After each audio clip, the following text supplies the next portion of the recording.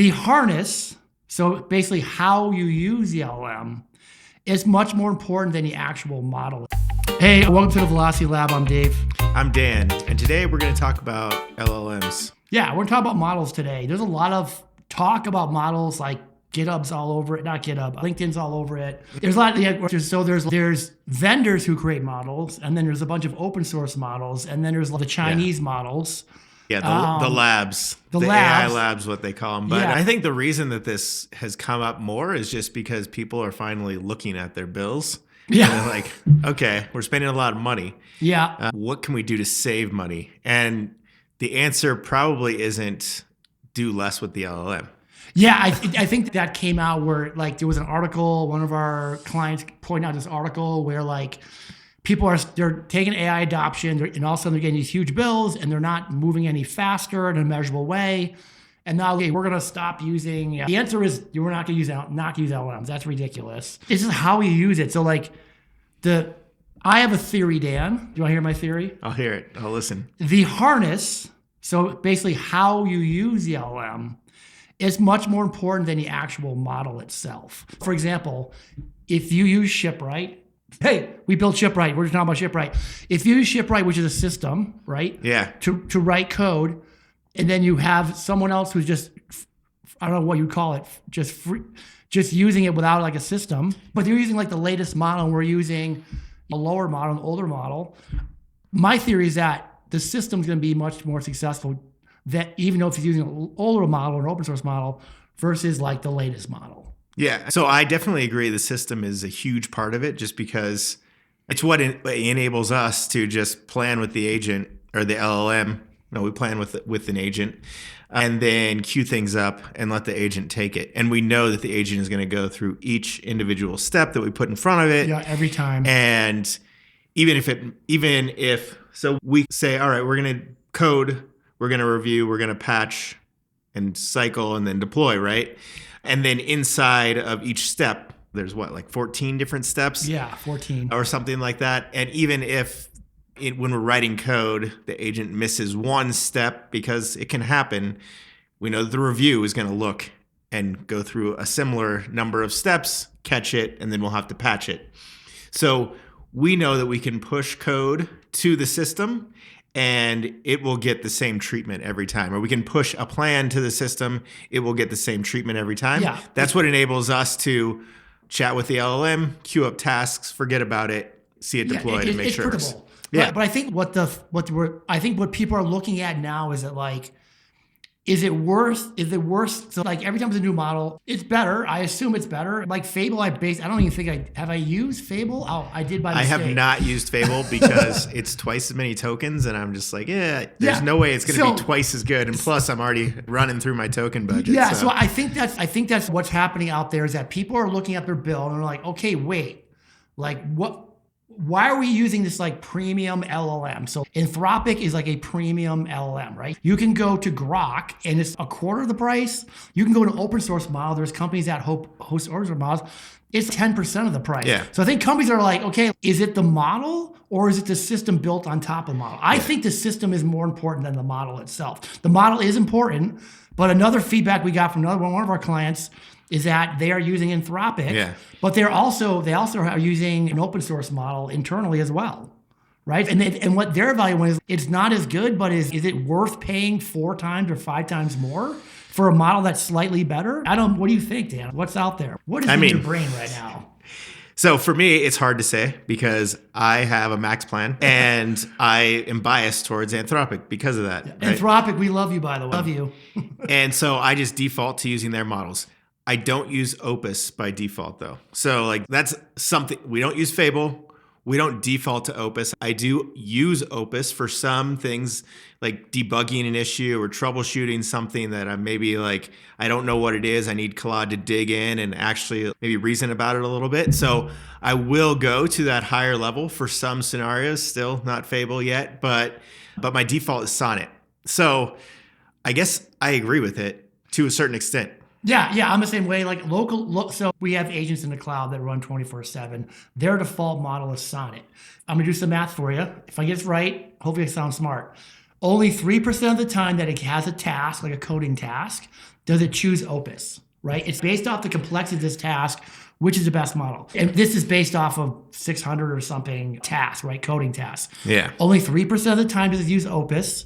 73% of the time it uses Sonnet. And that leaves 24%, hope my math is correct, that uses Haiku. Yeah. And here's the thing, public. Sonnet is 40% less than Opus. And Haiku is 80% less than Opus. So obviously, and by the way, Shipwright's super successful. It's shipping tons of code all the time, high quality code. But again, it has a system, right? So I think companies looking at, is it worth paying for the premium LLM? And in some cases, maybe, but I think that's not proven. It's not proven, right? You look at all these metrics like the SWE benchmark and all that stuff. And really, even when the next model comes out, you can hardly tell the difference, even though it scores whatever it does on these benchmarks.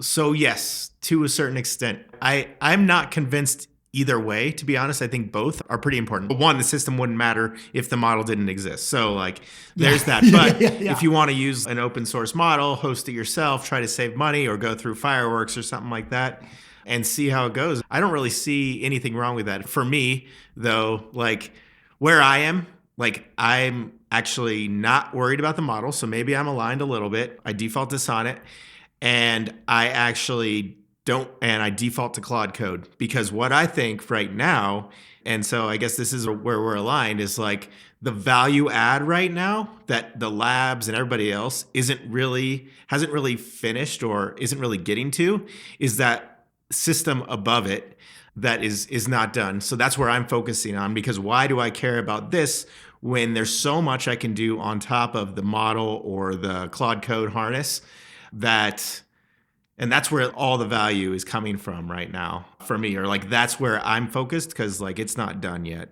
Not to say the model's done, but we're starting to see just incremental improvements. Yeah, I realized I did use Fable. I don't know how, somehow I ended up using Fable. I didn't do it on purpose. The only thing I noticed when I go from Fable to Opus to Sonnet, and again, Sonnet's my default, is it's speed. Those other models are definitely slower. Yeah, they think a little but more. on purpose, you're choosing a model that think less, right? But also uses less tokens. But also 90% of my token usage is autonomous. My agent in the cloud in the middle of the night is writing code. I'm not sitting in front of a terminal. So I'm not really.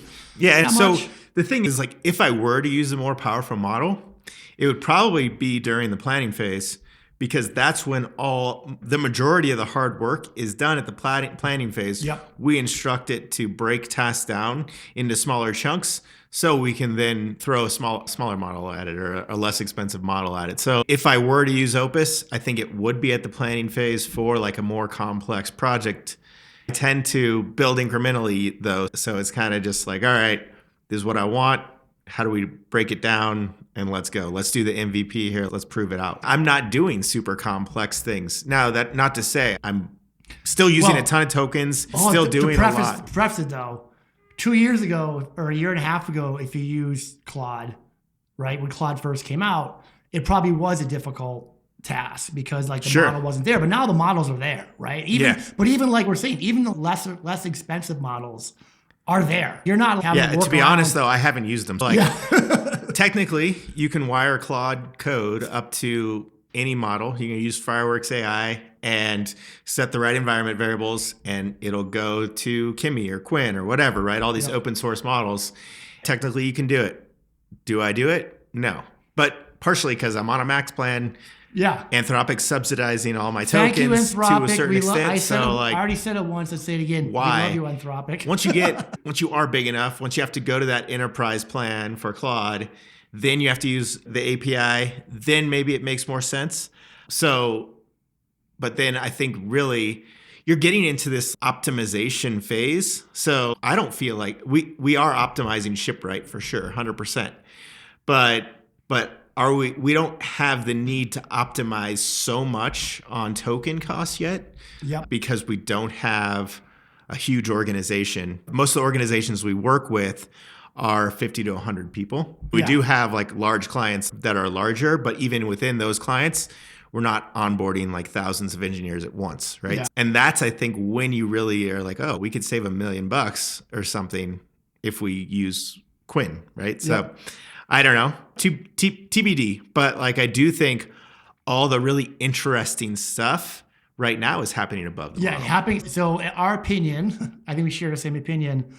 The system above the model, like the client you're using, is much more important than the actual model. Yeah. Right? Plus, like Anthropic is also taking care of all the other layers. So like they have thousands of engineers working on it. Yeah. I might be able to make it a little bit better than them, but like really, I should focus on other things because they have thousands of engineers. For sure. Like for me, okay, and probably millions of agents. if I was like a business analyst type guy, and okay, what is, as far as Anthropic as a stock, if you're going to buy it, why would you buy Anthropic as a stock? Is it the model or is it the system? In my case, 100% is the system. The model is super important, obviously.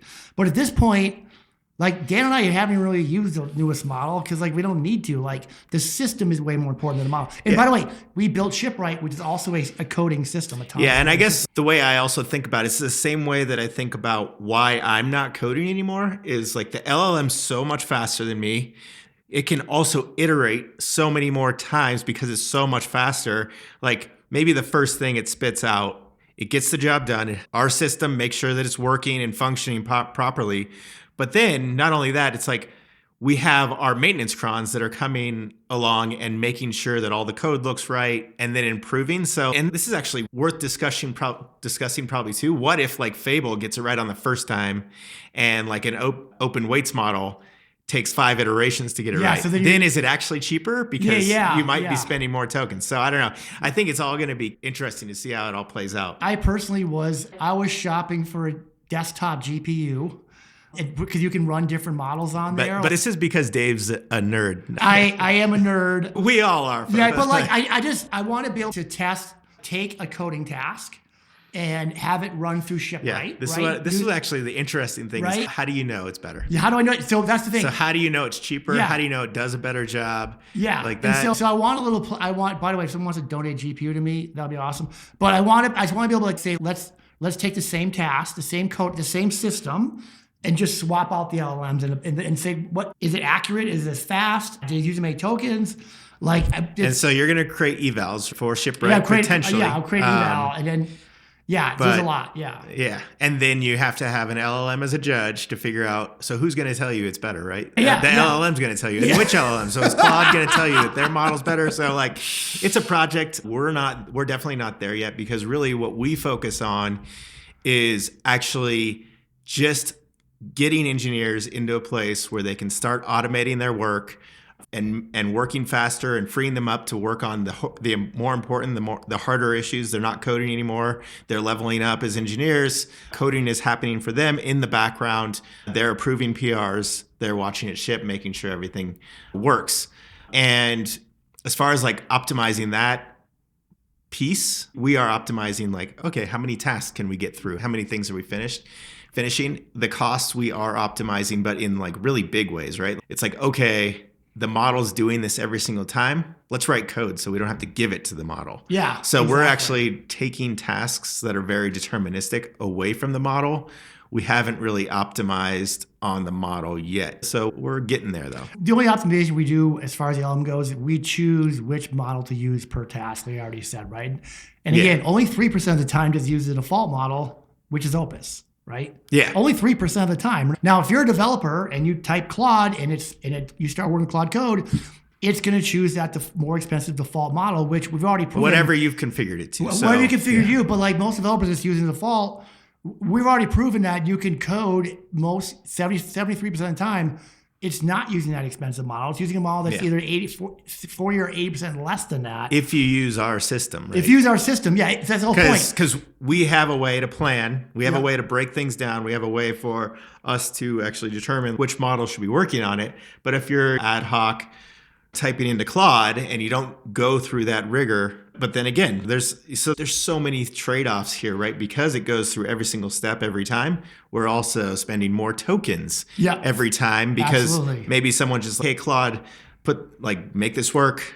Yeah, they could get lucky. And then they didn't actually do, a security review. They didn't do all these different steps they that we go through, right? They didn't run all the tests right? locally. They didn't scan the code base to make sure that they're not going to break something else in the code base or that they're not like duplicating patterns. So there's a bunch of things that they're not doing that may make it cheaper still. So,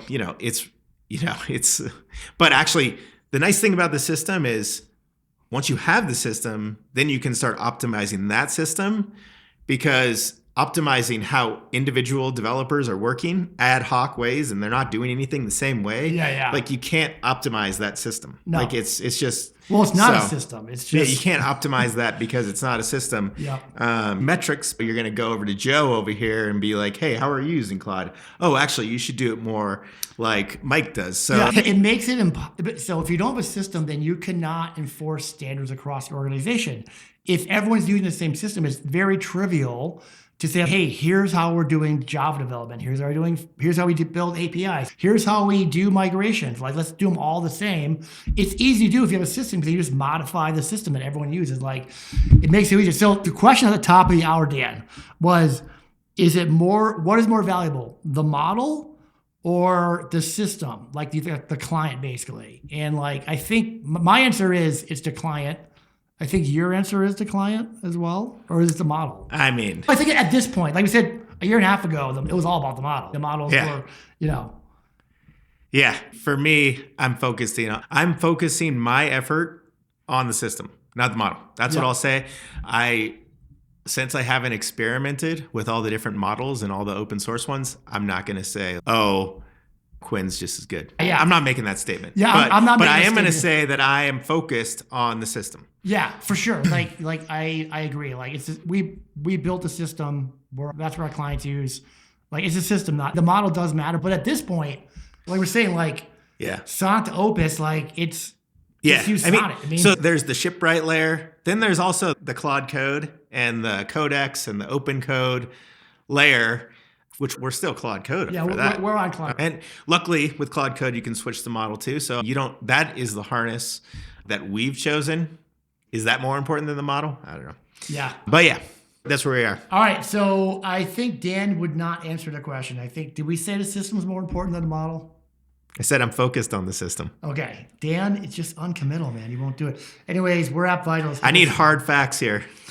Yeah. We're App Vitals. Hit us up on the interwebs. We're available to consult. Okay, bye.